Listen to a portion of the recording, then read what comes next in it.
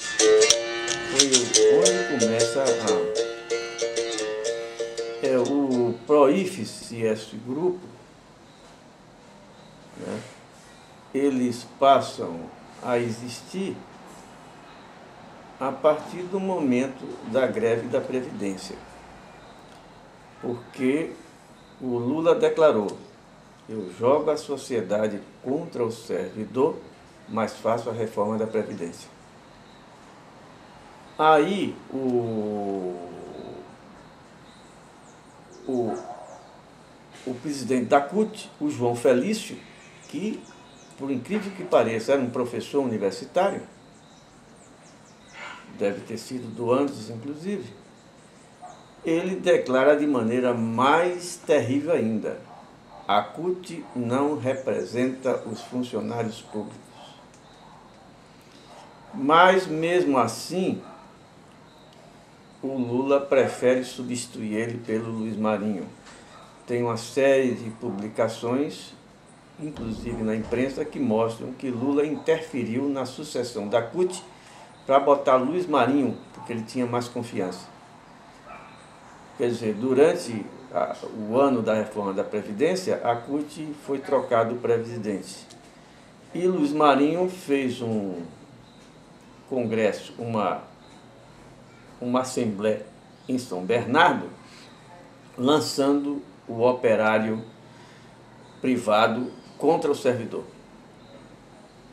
acusando o servidor de ser um marajá, de ser um privilegiado, enquanto eles se aposentavam com salários integrais, enquanto eles, operários, se aposentavam com um teto no máximo de 10 salários mínimos. Bom, diante desse fato, houve uma tendência dos sindicatos dos servidores públicos e federações de pedirem a desfiliação da CUT, né?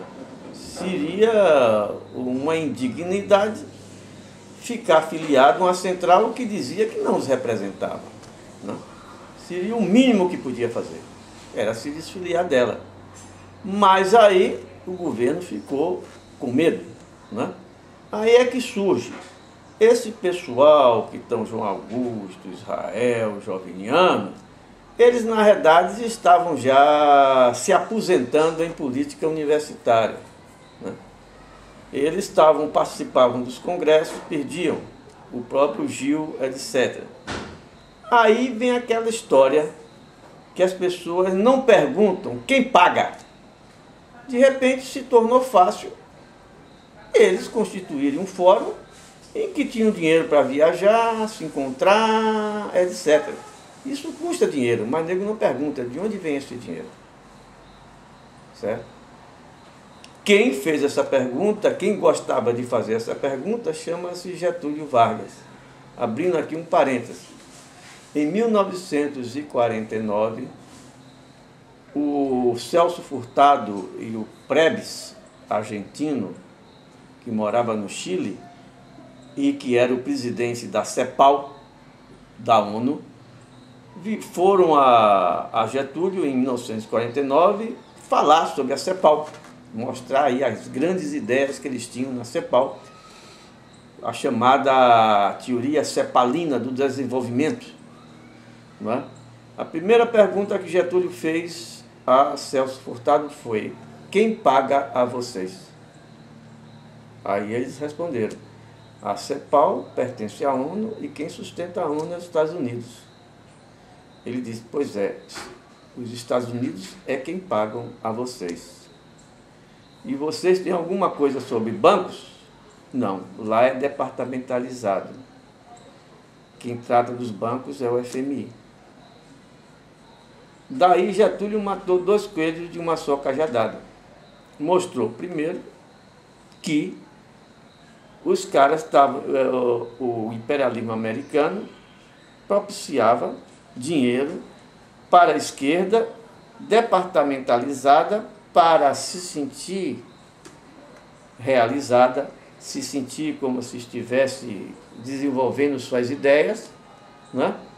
Mas quem determinava o dinheiro quem controlava era a FMI. Ali não tinha gente de esquerda, só tinha o pessoal dos banqueiros, né?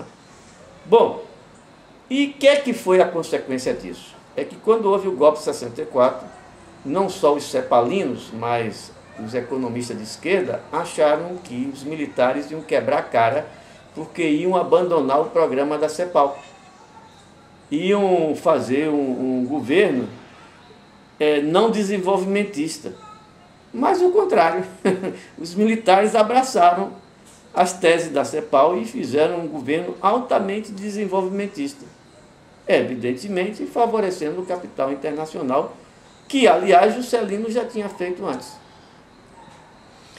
Então, quando a pessoa recebe o dinheiro e não pergunta quem paga, fatalmente ela não sabe que aquele dinheiro só está chegando porque se está fazendo o que quem paga quer. Então aconteceu a mesma coisa com o Proifes. A CUT, através da CUT, o Proifes podia se organizar como se tivesse uma força que não é a força que ele tinha real. Ele tinha alguns descontentes em algumas universidades, grandes evidentemente essa universidade, mas que só passaram a ter força quando sentiram que tinha um apoio por trás, um apoio invisível, uma mão invisível, que garantia a eles a comunicação, a reunião e viagens, certo?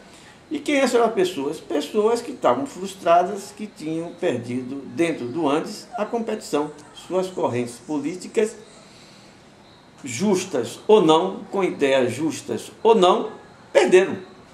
Tinham agora que procurar convencer, né, os demais professores que eram justos e retomar e tentar ganhar o Congresso do Andes.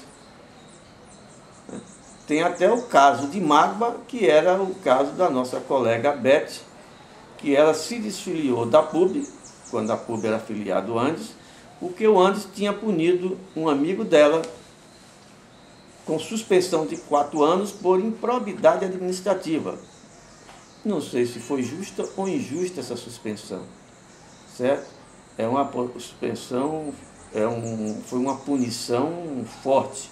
Se era justo ou injusto, eu não tenho condições de aquilatar, porque eu estava chegando nos congressos de antes, mais ou menos nessa época. Eu não tinha noção do passado, nem pude ter tempo sequer de examinar o processo que foi levado à suspensão desse ex-diretor do Andes.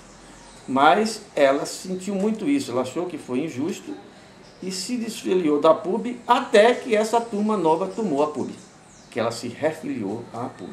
Então haviam ódios, mágoas e oportunismos nas pessoas que fundaram o Proifes. E o mais grave é que havia a turma apolítica, a turma de direita, que detestava a Assembleia, e que essas pessoas, Joviniano, João Augusto, Israel, foram buscar o apoio delas e ativaram elas, politizaram elas no mau sentido, tornaram elas frequentadoras de Assembleia para votar contra a greve. Tornaram essas pessoas seus auxiliares para votar a favor de plebiscito e outras coisas. Quer dizer, antes a luta era entre correntes politizadas de centro-esquerda. Essa turma ligada ao Proifes, Joviniano e João Augusto, passaram a defender teses de direita contra a greve, para trazer esse pessoal que estava lá quieto no seu lugar, detesta a Assembleia, detesta a política, apareceram. Esse pessoal passou a ser mobilizado, quer dizer, João Augusto e Joviniano, ex-esquerdistas, mobilizaram a direita e se associaram a eles para combater o Andes. A PUB foi um trampolim para cargos dentro da UFBA e fora dela? É uma consequência. À medida que eles, que eram esquerdistas históricos, se aliam com a extrema-direita, né, e perderam os princípios políticos, é claro que a política é ser oportunista. A maioria desse pessoal que segue Joviniano e João Augusto já foram FHCistas, antipetistas ao extremos. Agora viraram petistas por quê? Porque permite uma ascensão que pode ser de cargos e outras vantagens. Como houve o caso escandaloso do próprio Gil Vicente, presidente do Proifes, que foi denunciado inclusive na imprensa. Não é? Ele fez um convênio pessoal dele com o governo. Então, o fato desses diretores ou ex-diretores da PUB hoje estarem em governo de Jacques Wagner é uma consequência, porque à medida que eles deixaram de ser FHCistas e passaram a ser petistas, imediatamente eles fizeram um esquema junto com Naumar. Dizem que a ideia não é nem de Naumar, é do Albino, mas eu não sei, não vou entrar nesse detalhe porque não os conheço, não conheço as reuniões deles, não é? E de entrar oficialmente no PT, alguns já eram, Albino eu acho que já era do PT, né? Não tenho certeza, pode não ter sido, e criaram um esquema de apoio ao PT e à corrupção do PT, que até a procuradora da universidade foi presa e algemada por corrupção, levada pela Polícia Federal. Por uma ironia, logo depois que a reitoria pede à Polícia Federal para, pela força, expulsar os estudantes da reitoria, no outro dia, ou talvez, acho que foi no fim de semana que expulsaram os alunos, na segunda-feira depois, a polícia leva algemada a procuradora da universidade. Estava num esquema, certo, que beneficiava a corrupção política que existe, certo? E só existe corrupção política se tiver o apoio do executivo, que é o executivo que tem a chave do cofre.